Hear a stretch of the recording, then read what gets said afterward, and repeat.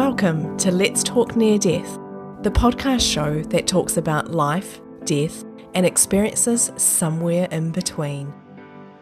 I'm Kirsty Salisbury, the host of the show, and I hope you'll join me as I chat to everyday people with not so everyday experiences. You may also wish to join the conversation over in the Let's Talk Near Death online community, which is found at www.letstalkneardeath.com. Membership is free, or you're welcome to upgrade to join the live VIP events, to gain early access to episodes, or to receive extra VIP bonus material. Your support helps me to continue to get episodes out and to help grow the conversation around these types of experiences. But before then, let's talk near death. An ADC is a direct experience because there are no third parties involved.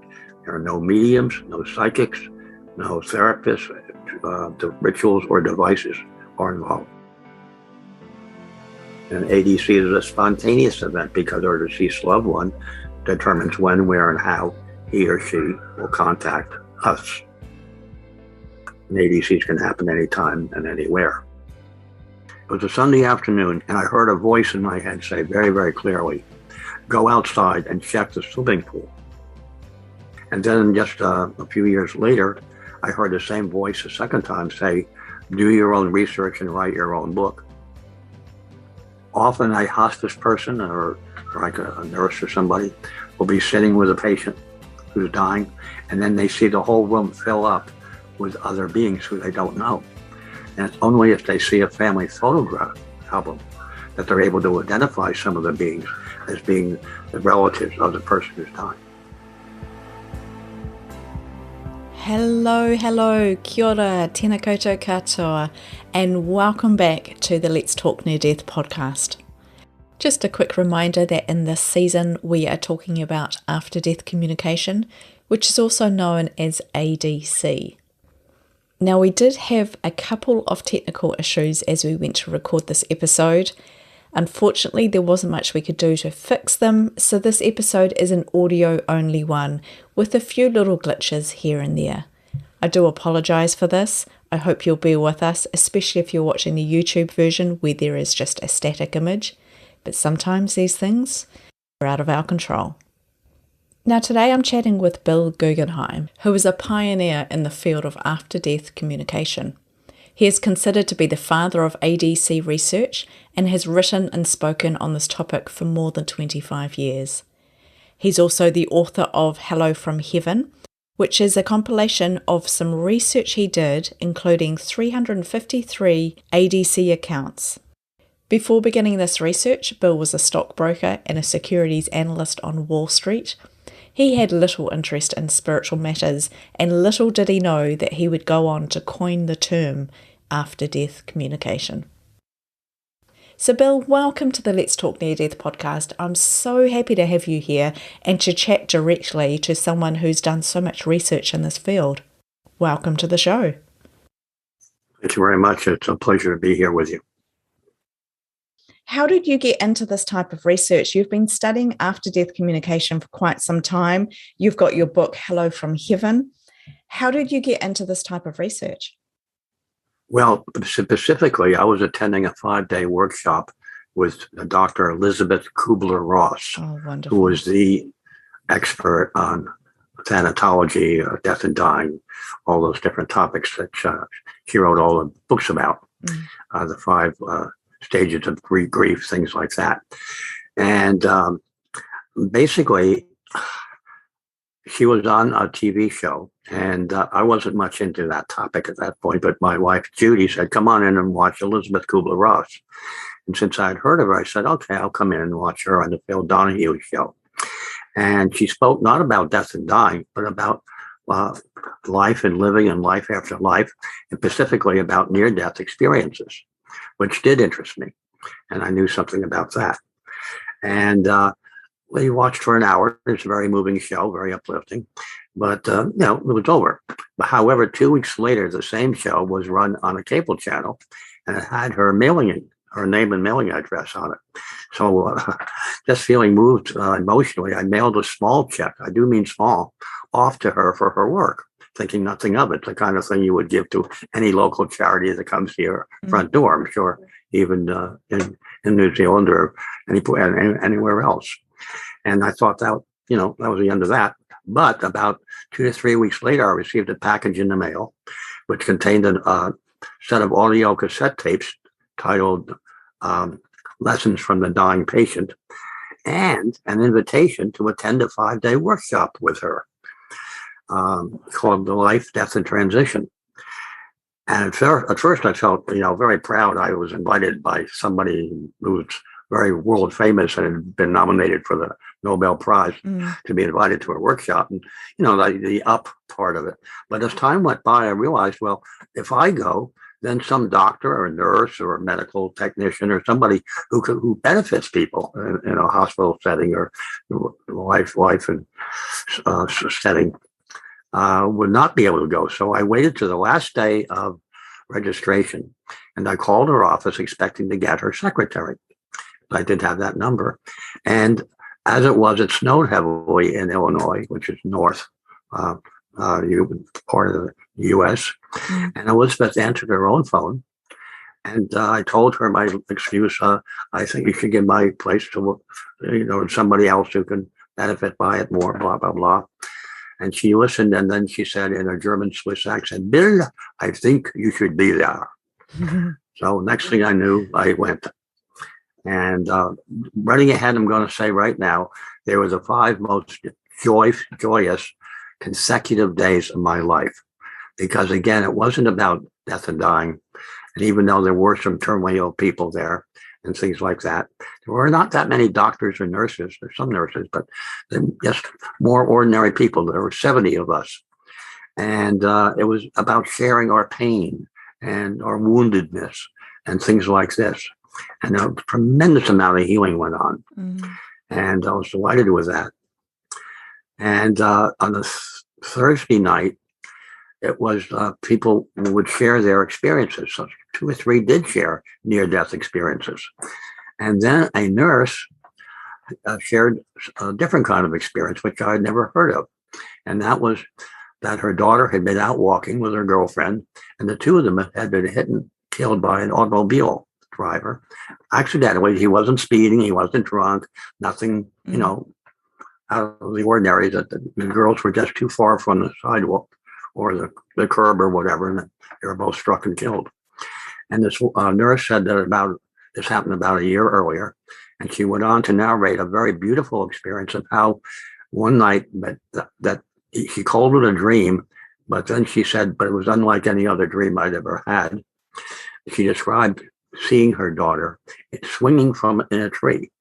And it was very colorful, very bright, very vivid. It was very clear the way she described it. And it obviously had given her a great deal of comfort. And then she went on to say how the same daughter of hers had appeared to her younger brother, while he was doing his homework one night. And he looked up, and he saw, Kathy's there. And he saw his deceased sister, described her in his mind, and came running out to the living room, yelling, Kathy's there. And however, I was still very rational at this time. I was, about 37 years old. And when I heard the word dream, to me, dreams weren't real. So I was very happy that the woman had the experience, but I didn't put much stock into it. And when the boy said he saw a sister, I thought teenage boy, marijuana, who knows what else. He just fantasized the whole thing. Right. But then Elizabeth went on and described in great detail a very long experience she had had with a patient who had died 10 months earlier. And this was filled with detail. I won't take your time with it now, but it's in print in many different places. And when she finished, you literally could hear a pin drop in the workshop. It would have sounded like a crowbar on a garage floor. I mean, I never heard of anything like this in my life. But I was moved so that when I came back home, I began looking for, if one person had such an experience, have other people. So I began looking for books from libraries all across the United States. and they would find them for me and send them to me. And I'd read one account or maybe two or three accounts here or there. One person had done a chapter, but they never gave him a name and wasn't very organized. And I began seeing that these experiences were not that rare or that uncommon. But nobody had done any studies on them. Now, I myself am not a trained, certified researcher, but I felt, how do you do this? Very simple. You find people who've had an experience, you interview them, you tape record it, and you listen to what they've said, and you have it transcribed so you can read it and see if it makes sense. And we did that. But not right away. I had to wait a while. This was still in 1977. In 1980, I had a very personal experience in which our youngest son, who was not yet 2 years old, had fallen into our pool. I'll go back a step. Worked smoothly and easily, and no fights or anything like that. And the writing went well. And it presented itself in a very logical way. And we just flowed along with the material. And that's how we came to write the book. And in the second year of our research, we were invited to give a lecture at a conference for bereaved parents in this country. I don't know if you have it in yours or not, but it's called the Compassionate Friends. It's in many other countries. And we went and we had a first workshop had like over 400 people in it or something like that. And the second one over 300 people. And we only had begun the work. As I said, after 1 year, we only had half of the type of experiences. But they were very hungry for this type of material because it affirmed that their child or children, that's what it was for, bereaved parents, that their child or children were still existed, and that one day they would have reunion with them. And that's the hope, of course, with everybody who's grieving. They want to see and be with that loved one again. And so we just kept on doing the research and doing conferences in between, right from the second year of our work. And I did presentations for 30 years at this point. And now I'm doing them on Zoom instead of in person, because of the pandemic and all that. And it's been so helpful to help these people who are, the two greatest forms of grief are for parents who lose a son or a daughter, and for widows and widowers who lose their wife or their husband. And I mean, the others are all major. I'm not minimizing anybody. I'm just saying those are the most intense forms of grief as a category. And this book helps them. And we're very proud of that. We're very happy for that. And it's not our experiences, it's other people's. We just put them in order. And interestingly, nobody else has tried to do a book similar to ours because it's so thorough and puts things into categories so neatly and whatnot. They mostly are writing books today about signs, receiving a sign, whatever kind that might be. The most common signs are butterflies or rainbows, but there are others with birds and feathers and coins and all animals, all kinds of things like that. Wow, Bill, I'm just overwhelmed with a sense of gratitude to you for doing your work. There's a lot of other parts that I want to go into in this discussion, but as I'm here listening to you, I'm overwhelmed that thank goodness you've done what you needed to do. Thank goodness you've listened to that voice. It's interesting linking all back. The books from Elizabeth Kubler-Ross, they've had a massive impact on me directly and are part of the groundwork that ended up with me sitting here doing this interview with you today. They've been quite substantial in my own life, where I was living in Switzerland at the time, and this is a part of my story which I haven't really shared publicly too much, but there was a point in my life which was extremely, extremely difficult. And it was one of the doctors, one of the psychologists came and said to me, look, I'm going to share with you about this author. I'm going to share with you, she talks about things a little bit outside of the scope of what we do here in our medical practice. However, I think this would be of great interest to you. He didn't know I'd had a near-death experience. He didn't know I had any inkling or interest in this area. And it was through reading her books that kind of the parts of the puzzle started to come together. So to hear that you directly got your information, this all sort of came through from attending her workshop, from sending away the little donation in the mail, to where you are today. You've interviewed thousands of people. You have your book, Hello from Heaven, and it's such a substantial book. I just loved it. I absolutely loved it. But again, just this gratitude of thank you so much. You said it, you called it your assignment. You said it's my assignment to come and do this research. And, you know, I'm really overcome as we're talking of just how great it is that you said yes, because that wouldn't have been easy. And then you're doing it with your wife, who you've actually separated or divorced at the time. And, you know, that's got to have its own layers to it. So, Bill, I want to say thank you.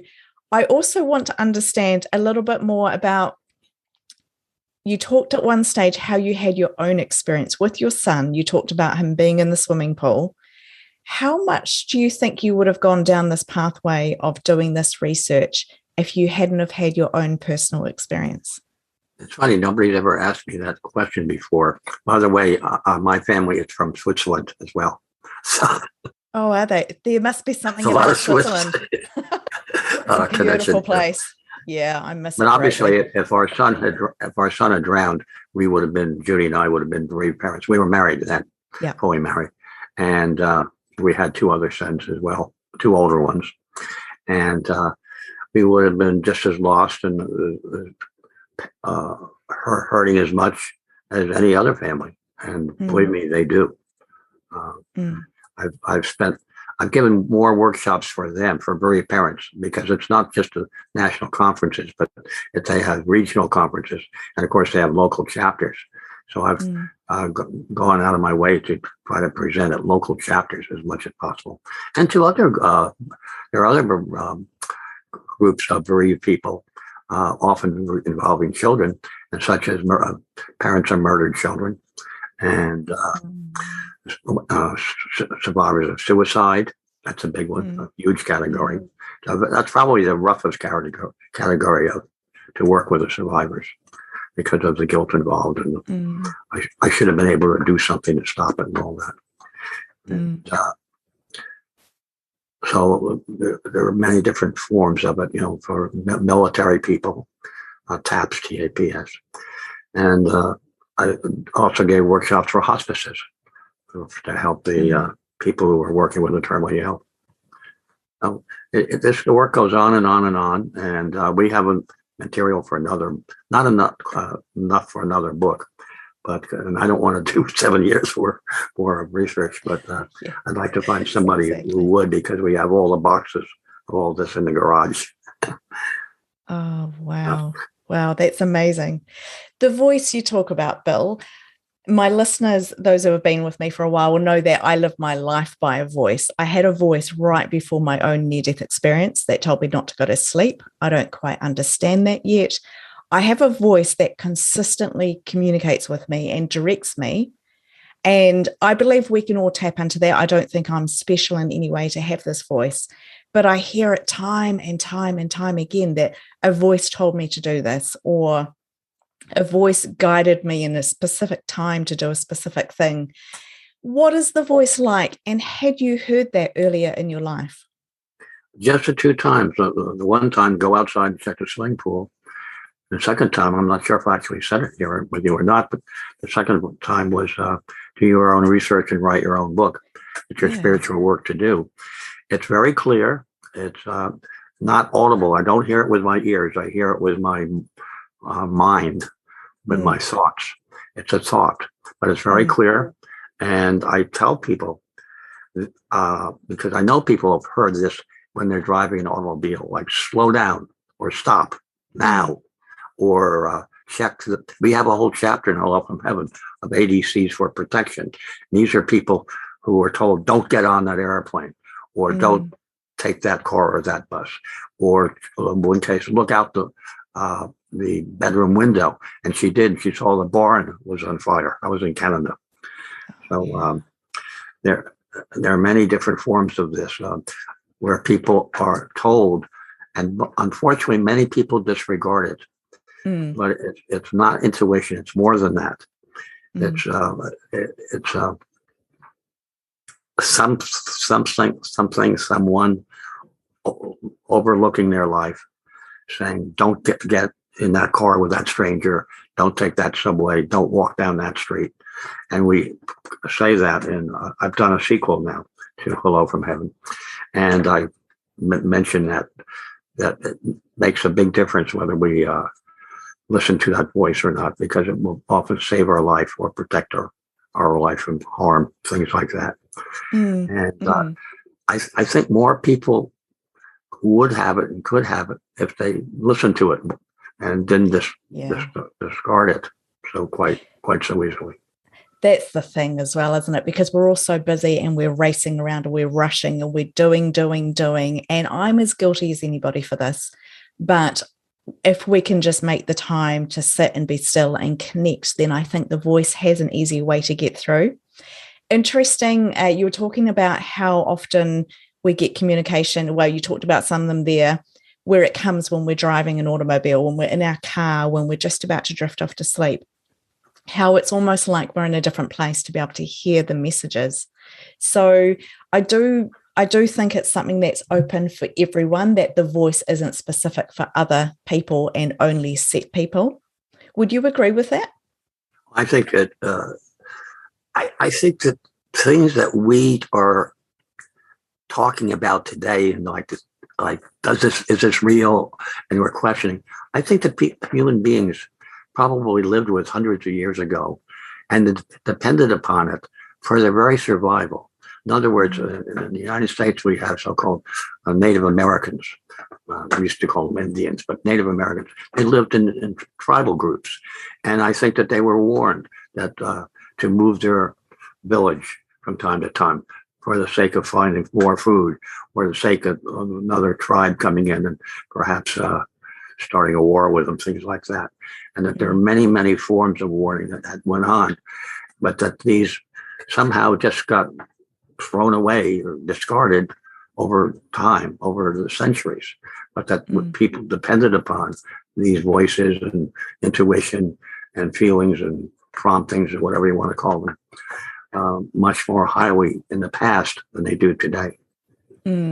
Yeah, that makes sense to me. That really does, because we're living in a completely different way, aren't we?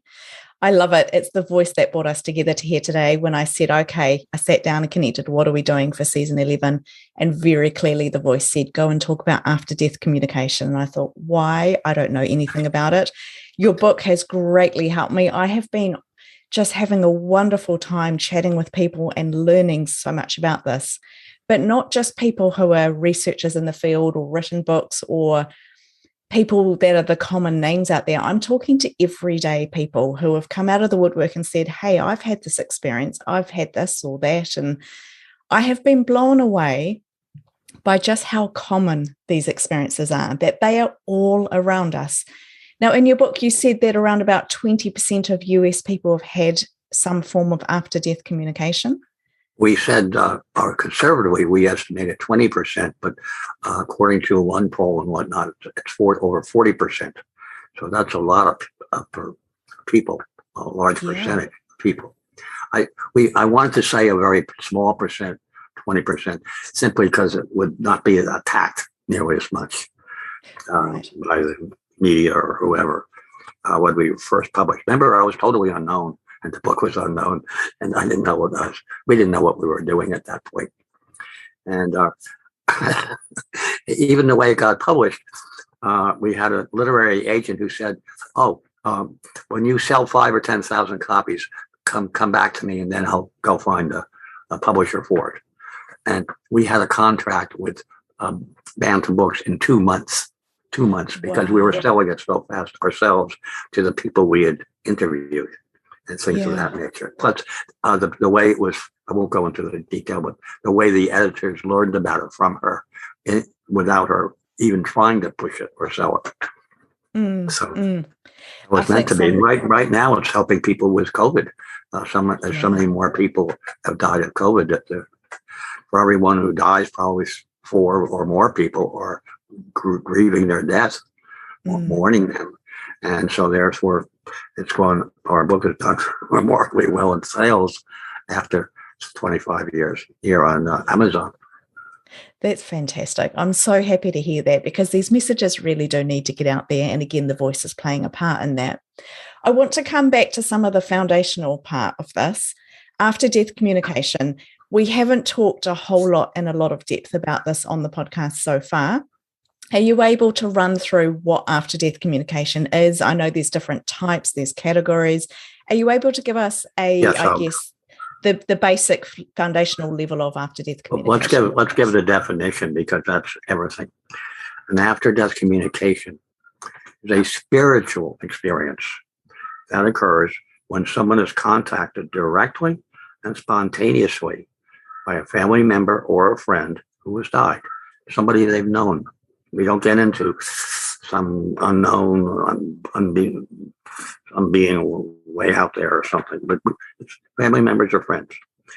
An ADC is a direct experience because there are no third parties involved. There are no mediums, no psychics, no therapists, the rituals or devices are involved. An ADC is a spontaneous event because our deceased loved one determines when, where, and how he or she will contact us. And ADCs can happen anytime and anywhere, which is true. So it's a spiritual experience, we believe.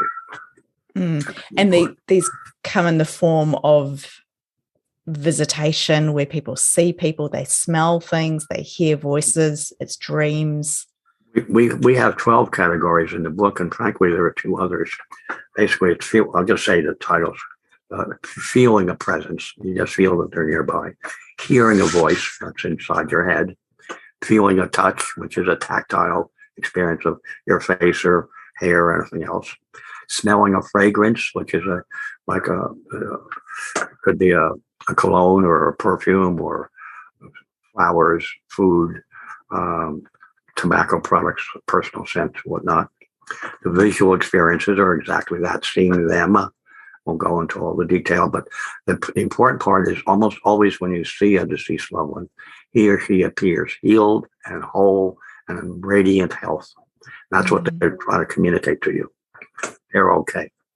And any of these can occur with others and have verbal communication as well.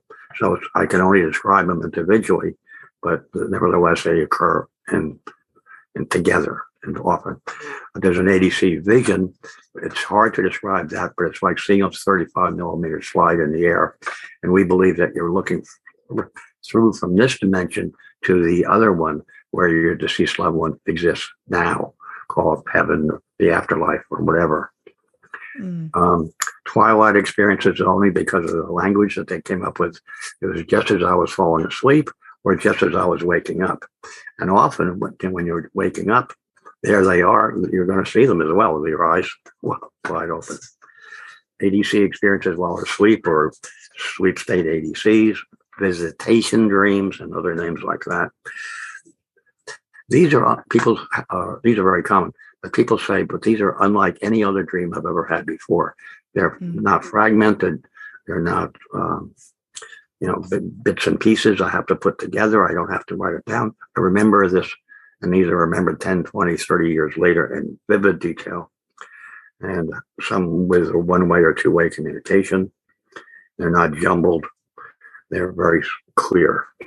And you see, for most people, we're the most relaxed when we're asleep. And that's when they can contact us. Yeah, exactly. Most people, it's so hard today to get through to people. I don't know about your country, but here it's with cell phones. You call and you leave a message, but they don't necessarily call you back. And, you send emails. It's everything but actual two-way communication anymore. It's just leaving messages. I love the ADC, which are out-of-body experiences. Some people have out-of-body experiences. They leave their physical body and they have a contact with a deceased loved one. But what I say about this is that Each of us here and now is a spirit or a soul who is wearing a physical body, which we call our earth suit.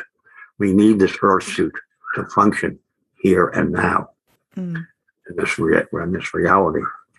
But the only thing that dies, therefore, is our physical body. It's not I. It's not you. It's not us. It's the body itself, which ceases to function at some point. But the rest of us continues. I believe our mind is what continues to exist, and with the memory of all previous lives as well. Telephone calls, people were asleep, they hear a phone ring, they pick it up and they hear the voice of a loved one who has died. Or they're wide awake and in the kitchen and they pick up a phone and talk. Not cell phones or radio phones. The physical phenomena and the symbolic experiences are very similar. Something happens, a radio goes on, a rainbow is seen, they find something of value or whatever that related to the one who died. And these are often over and over and over again. And you know them when you have them. You can ask for them to occur, and we do encourage people to ask. If you're not having one yet, ask for a sign. Ask for it to occur. Do you think it's more likely to occur if we ask for it? I think, you see, asking creates openness. And I think we're more open to not noticing it, acknowledging it afterwards. Interesting, because I know a lot of people want these experiences and don't necessarily get them. So asking, asking is a form of prayer in a sense. Exactly. It really is. Yeah. Oh, I love that. You spoke at one point, you said when people see past loved ones, they're often they're rid of illness, they look vibrant, they look healthy, they look good. I know that often they look a lot younger as well. Yeah. That way they can look at whatever age they wish. They can go younger or older, whatever. Yeah. Yeah. It's okay, so they can choose any time, is what you believe. Yeah. That's interesting. The message that seems to come through is I'm okay. And the point of mentioning that they had great healthy bodies was that they were no longer in that place of pain or illness or suffering. What are some of the other common messages that have come through in your research other than I'm okay? The typical messages that we get is I'm okay, I'm fine, everything is okay, I'm happy, don't worry about me. Actually, there are two parts of grief. One is our concern for the one who died, does he or she still exist or whatever. The other is for ourselves, our loss, our pain, our suffering, our missing them, not the void that we have in our life. So they'll say, don't grieve for me. And they'll say often, everything will be all right, go on with your own life. And meaning sort of a guardian angel type of thing. Sometimes they say, I'm sorry, or forgive somebody, or thank you, depending on what the relationships are. I'll always be there for you. I'm watching over you. There's a real guardian angel kind of feeling. I'll see you again. I love you. All these are messages of love. That's the one common denominator. No matter what the words that are used, in order to achieve this, to do this, we believe it's based upon love. And then often, sometimes we'll say goodbye, which means goodbye for now, or it could be a final goodbye. But some people have a series of ADCs. Some people have one, some people have a series, a whole series. Yeah. And there's no way, they don't keep coming back forever because they have their own life to go through. Exactly. It's like having from the United States, having a child go to college in Europe. And you can't just like call me every night and send me mail and send me email and all this. The child is living in Europe trying to have that experience. And I could say Australia or New Zealand or anywhere else. And you miss them, but you have to let them go to have that experience and not just cling to them that much. Yeah, that can be difficult, can't it?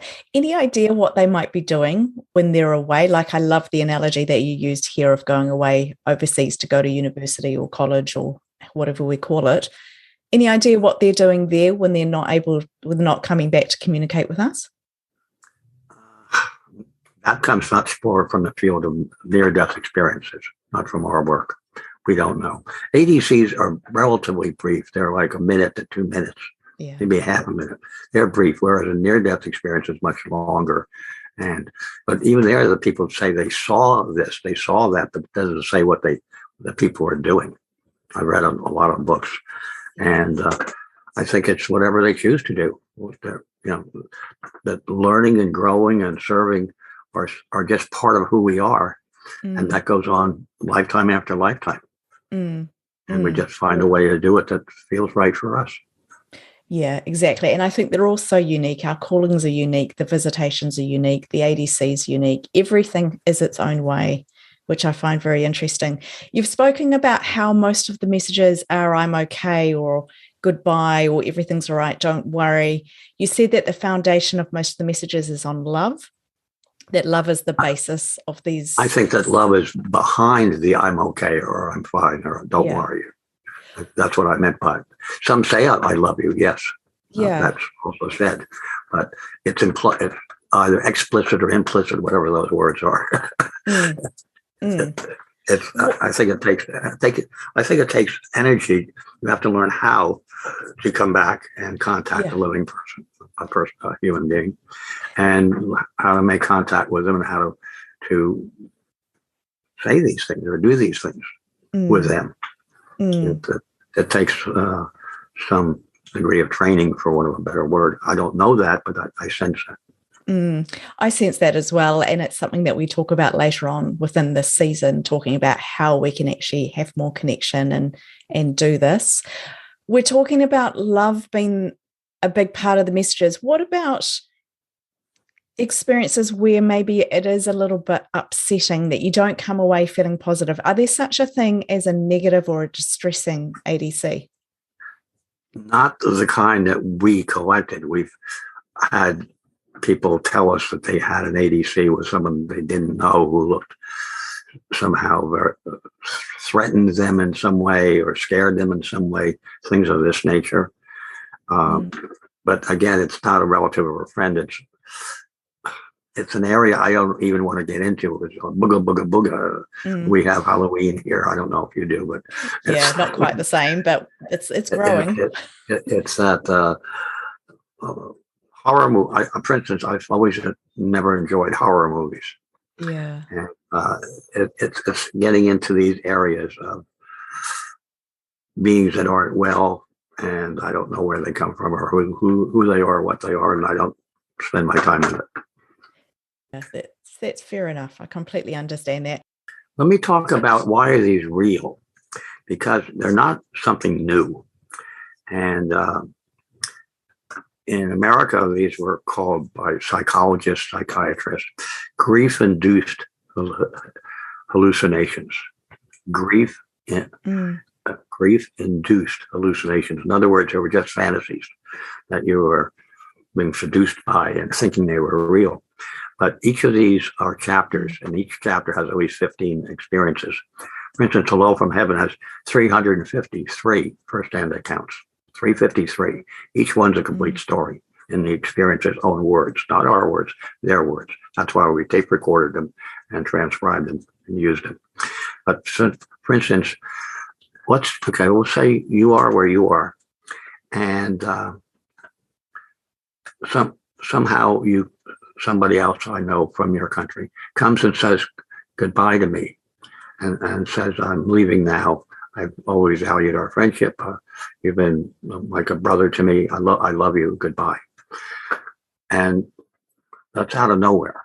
Then the next day I receive an email or something like that. Maybe a phone call, but an email or whatever, informing me that he or she died in, say, an automobile accident. So I had the experience first. I wasn't bereaved before I learned the news of the accident. I had experience, then I learned of the accident. So we call that ADCs before the news. And I'm using a car in this case. It could be a fire. It could be anything, a plane crash, where you have the experience first. and you're not bereaved. You're not. Why would you hallucinate having a contact with somebody until after you learned, which came later, that he or she had died? Another one is the ADCs years later. Many people assume, oh, these only happen during the first year or so when you're heavily bereaved and whatnot. These can occur 5, 10, 15, 20, 25, 30, 30, I think 34 years, 33 years was the longest one in our research, whereby a husband told his wife, get out of the bedroom now. And she did. And with that, a huge tree crashed down through their bedroom, right through the roof and through the bedroom and onto the bed and everything. She would have been badly hurt. So it can be not just an extreme one, but others are 20 or 30 years later. Evidential ADCs, where you're told to find something of value, you didn't know where it was. You had heard about it or put it somewhere or whatever, or somebody else put it there years ago, something of value. When I say value, not necessarily monetary value, it could be emotional value. It could be just sympathetic value, whatever it is. And you're told where to find it. It could be a trunk in the garage. It could be who knows where. But we have, again, a whole chapter of that and a chapter of things where the person didn't even know it existed. And here's my favorite one. It's of a woman who's told to go, her husband dies, heart attack or something like that. And anyway, after a time, she's told to go upstairs to their bedroom, to their big dresser kind of thing an older couple have, go to the right-hand little drawer, pull it out. In the United States, many people put paper in those drawers. Anyway, to go look under the paper and she did, put her hand there and found an envelope and pulled it out. And it was for a small life insurance policy, which she didn't even know her husband had. It wasn't a great deal of money or something like that, but it was something of value, and it showed her that he was directing her to find it, that he cared. And it could be anything of any type of value that they're told to find that they didn't know before. It could be financial, could be emotional, could be a photograph that you're looking for or would like to, don't even know exists, that kind of thing. ADCs for protection, I mentioned before, and that's whereby you're warned that like stop your car now, or you can get out of the, don't go there, don't do this, don't do that, do something else, whatever it may be that you're told about to protect you. And those are fairly common. And also suicide intervention. Now, these are all people who we interviewed who had thought about suicide, were contemplating it, and 2 were even in the process of doing it when we interviewed them. Or when they had an ADC. What happens is somebody comes and speaks to them, sees them just at the right moment of when they're thinking of taking their own life.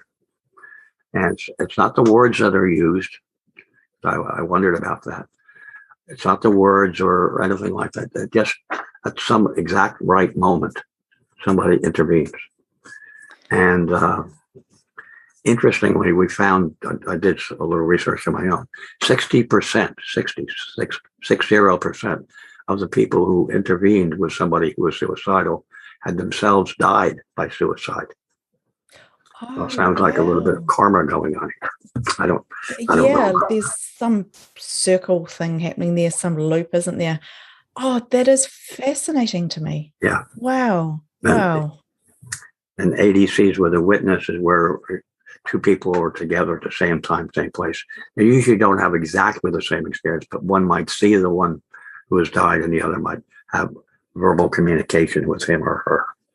So it just depends on whatever happens. But 2 people, again, same place, same time, maybe at a funeral, seeing the one who died and communicating with him or her, places like that.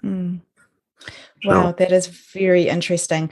The thought I'm having is, and I wonder if you can highlight this from your research, if people are having these interventions right at the point of potentially committing suicide, or there's going to be a car accident or a house fire, or like the example you used with the tree falling on the house. how much do people recognize that it's a past loved one versus their spiritual guides or angels or some other spiritual entity? That I don't know, because we didn't interview for that. I suspect it's a mixture of both. That there are spirits or spirit guides or this or that who have helped the suicides. But then again, there are so many suicides. They're not doing their job as well as they could. So many people take their own life in the United States. And it's children especially. It's absolutely devastating. Yes.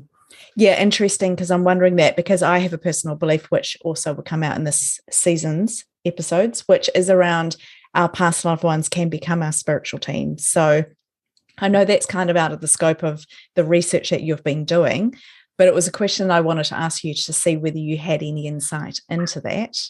I'm familiar with what you're saying, and I certainly agree with it, of course. Okay. Well, that's good to know. Yay. Do you think that there's it's very hard for me to say, did I learn this through ADC research or from everything else I've been through as well?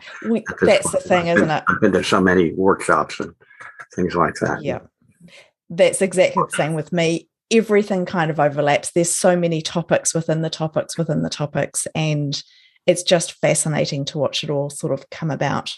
Yeah. Going back to, you talked about the different time periods. I think you said it was 35 or 36 years was the latest. Do you see them happening more frequently early on?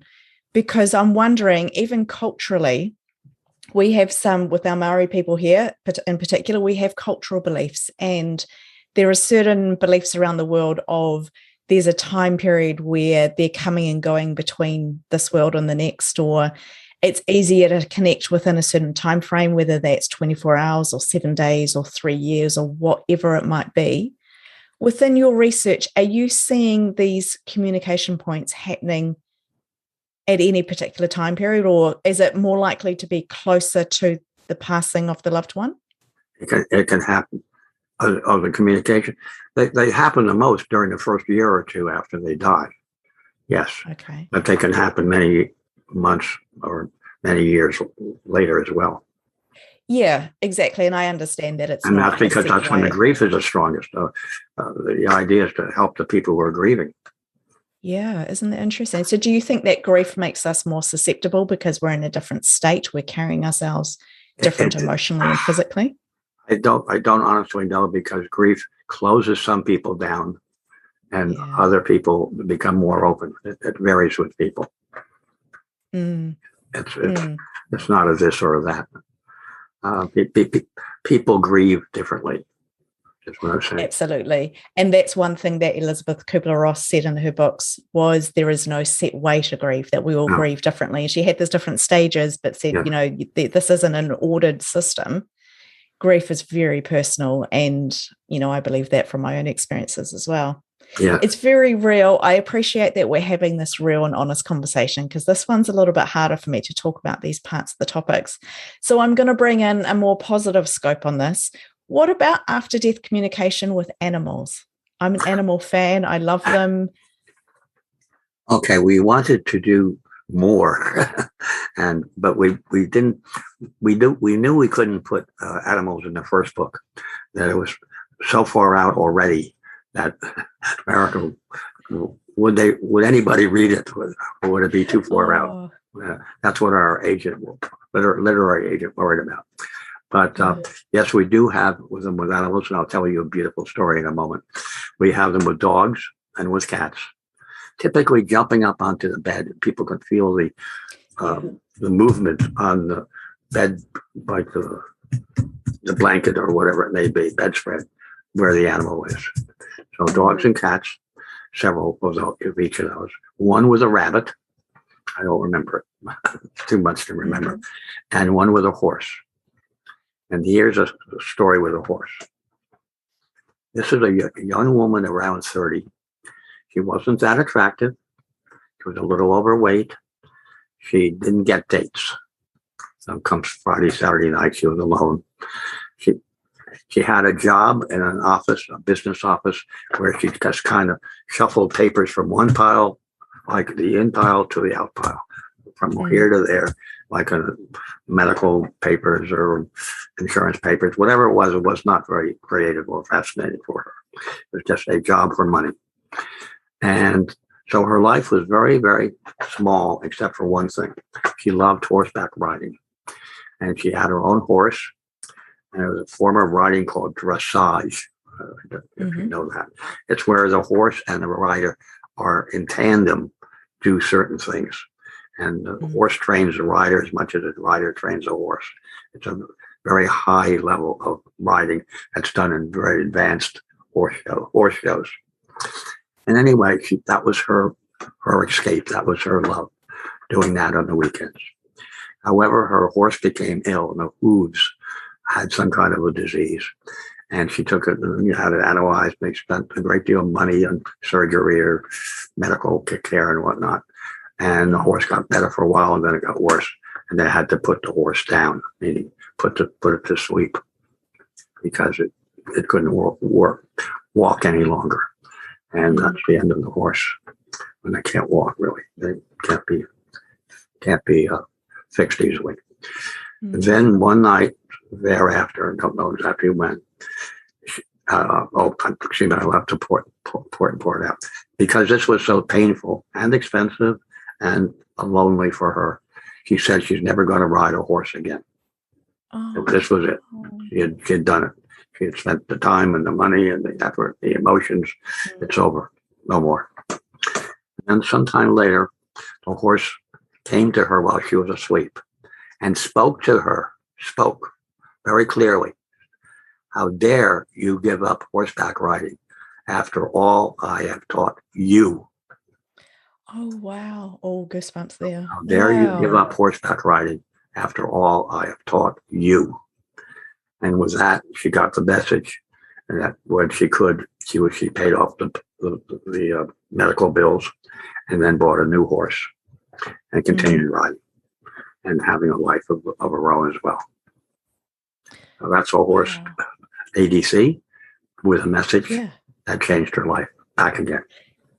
That's so interesting, isn't it? Because I think about animals all the time, and I make jokes about how I want to see ghost cats and things like that.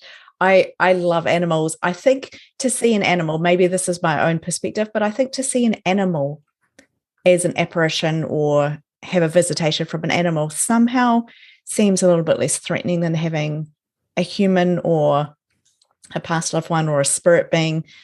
Maybe that's my own personal interpretation and where I'm going personally, but it makes me think about the animals. What about wild animals? We talk about pets all the time. Do pets come into the afterlife? Do we see pets after we die, after they die? We didn't pursue animals, people having ADCs with animals. Like, I don't know anything about wild animals. We don't have that many wild animals in the United States. I mean, there are. I mean, yes, there are bears or this or that, but it's rather rare that one has an encounter with one.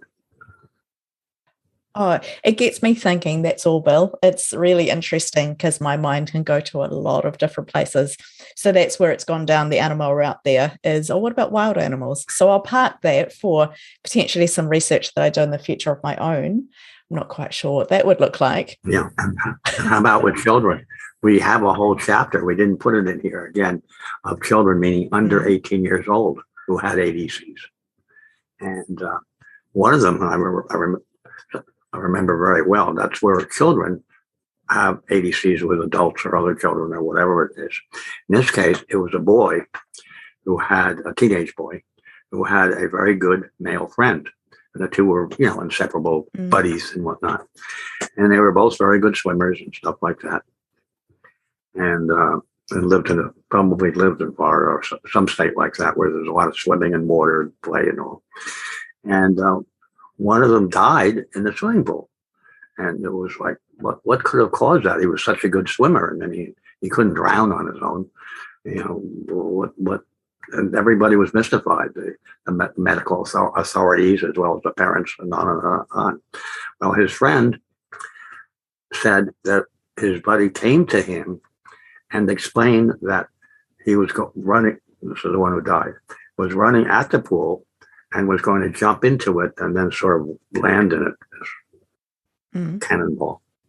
But what happened was he slipped on water and he hit just the very back of his head, the very rear flat part of his head, just grazed the edge of the pool and knocked him dizzy, unconscious, basically.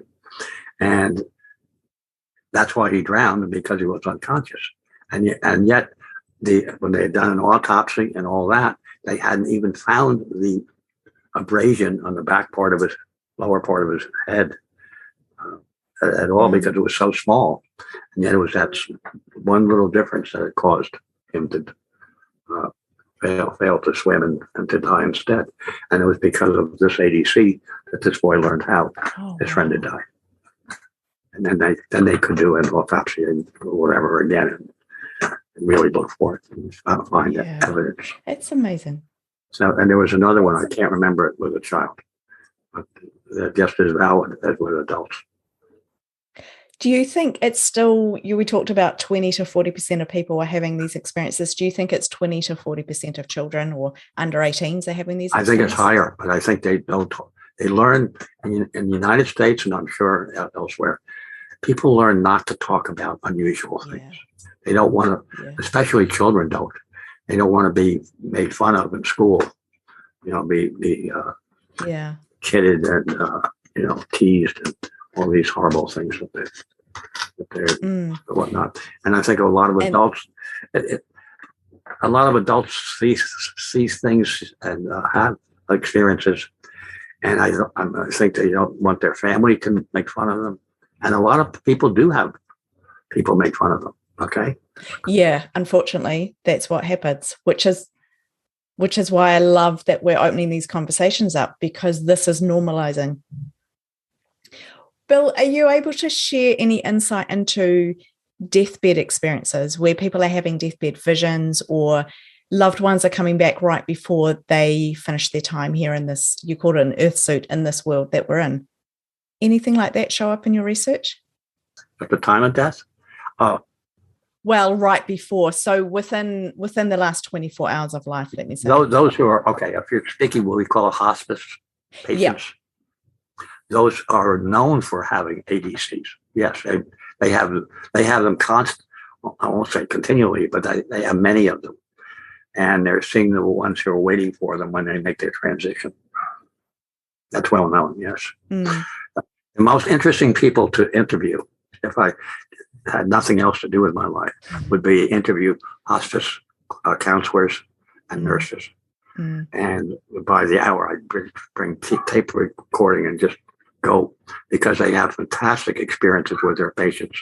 Not all patients, no, but many who, one after the other, had experiences with their deceased loved ones and other beings.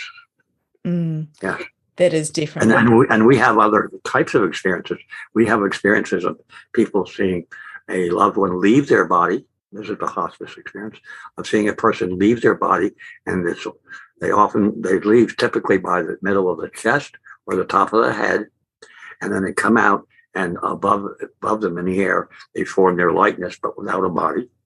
And they often thank the hospice person or people for taking care of them, and then they go up through the roof or out through the window, sort of like Superman. Yeah. So that's one kind. Wow. What's the other one? Another one is escort to the light, where somebody dies. Again, often a hospice type of person dies, and they leave their body, and somebody else at a distance is either awakened or ready to escort the one who died to the light. And they do. And they go all the way to that place, whatever place that is, and they see the ones waiting for the one who died. And they're told, thank you very much. However, you must go back now. And they're sent back. It sounds kind of like a near-death experience in a backwards kind of way. Or a little bit like a shared death experience as well, where a living person experiences that moment. Often a hospice person or like a nurse or somebody will be sitting with a patient who's dying, and then they see the whole room fill up with other beings who they don't know. And it's only if they see a family photograph album that they're able to identify some of the beings as being the relatives of the person who's dying. Oh, wow. It's amazing, isn't it? I think so much happens in the spiritual realm that we're not even aware of. It's just happening around us. We're oblivious. And it comes back to we're all so busy, aren't we? So we deny it exists. We do because we don't see it. But it doesn't mean it's not there. Talk about denial. There's no spiritual realm. Nobody survives. Yeah. It's almost safer to look like that, isn't it? And it's what I know of the norm of the world I live in. To denial of these things. Exactly. Well, Bill Guggenheim, I have loved chatting with you. I find this so incredibly interesting. Like I said earlier, I have so much gratitude that you are doing the work that you're doing, that you've done all this work up until now. I appreciate everything that you've spoken to us about today. I greatly appreciate that you have listened to the voice, because the voice is the key part of everything. And it always comes back to a voice of some form, in my opinion. So, Bill, thank you so much. Congratulations on your upcoming book. And thank you for your time today. Thank you very much. Thanks for joining me for another episode of the Let's Talk Near Death podcast. Don't forget to subscribe to stay updated with all of the events we have going on, and to visit www.letstalkneardeath.com to join the VIP community.